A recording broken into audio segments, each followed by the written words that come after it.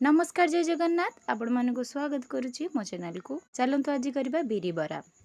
बिरी को मु 5-7 घंटा भेदे देइथिली तापरे भल भाव बाटी देई ताको फेणे देइची।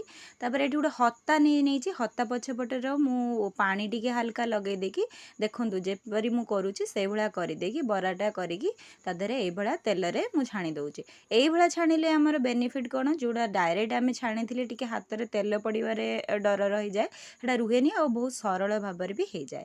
मन रखिए तेल मीडियम हिट रे रखिए हेले बाहर पटू क्रिस्पी आ भीतरटा भल भाव कुक्ड हो नहले हाई फ्लेम रे रखिले बाहर पटू पोड़ी जीव आ भीतर पटर कंचा रही ताकू गोल्डन ब्राउन होगा पर्यंत आपण छाणी नेबे। छाणी नहीं कि मुझे आगुरी कर रखी गरम पानी ता देहरे हेंगू दे देइथिले आ लुण मध्य दे देइथिले।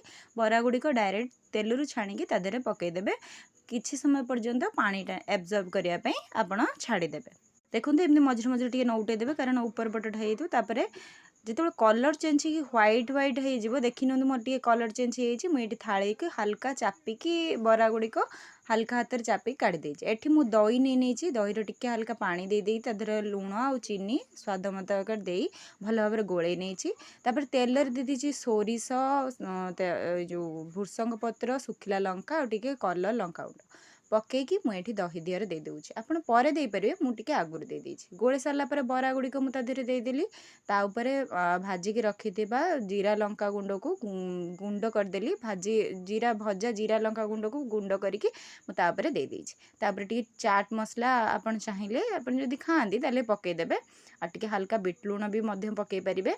आउ बहुत टेस्टी होता बराटा आपण मैंने भी निहाती भाव में ट्राए करेंगे घरे आ मते कमेंट बॉक्स रे निहाती भाव जनइबे केमिति लागला। रहुची धन्यवाद।